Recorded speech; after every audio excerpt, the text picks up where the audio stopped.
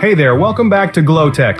Today I'm diving into the world of Java identifiers and showing you how to name variables like a pro. So what exactly are identifiers in Java? Simply put, they're the unique names we give to variables, methods, classes, and other elements in our code. These names help the program recognize and use these elements efficiently.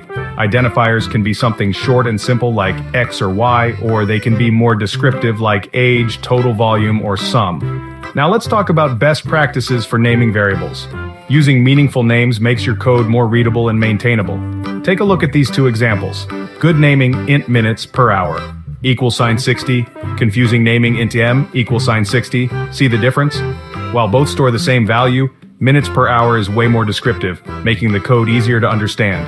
Now, here are the golden rules for naming identifiers in Java 1. Names can contain letters, digits, underscores, and $signs. 1. Names must begin with a letter, or an underscore or a $sign, but starting with a letter is best. 1. Names should start with a lowercase letter and should not contain spaces. 1. Names are case sensitive, so myvar and myvar are different variables. 1. Reserved Java keywords like int or boolean can't be used as identifiers. Let's jump into some real-life examples. Imagine you're storing student information // student data string student name =John Doe, int student ID =15, int student age =23, float student fee $75.25f, char student grade $b, / print student information system out.println, student name plus student name, system out println, student ID plus student ID, system out println, student age plus student age, system out println, student fee plus student fee, system out println, student grade plus student grade.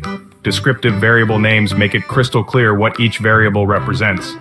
Now, let's see a quick example of calculating the area of a rectangle // define length and width int length =4, int width =6, int area // calculate the area of the rectangle area =length * width // print the result system out.println length is plus length, system out.println width is plus width, system out.println area of the rectangle is plus area. Using meaningful names like length, width, and area makes your code a breeze to read and understand. Alright, here's the bottom line. Use descriptive variable names for clarity. Follow Java's identifier naming rules. Apply best practices to write readable and maintainable code. If you found this lesson helpful, don't forget to like, comment, and subscribe to GLO TECH for more programming tutorials. Hit that notification bell so you never miss an update. Stay tuned for more Java tutorials.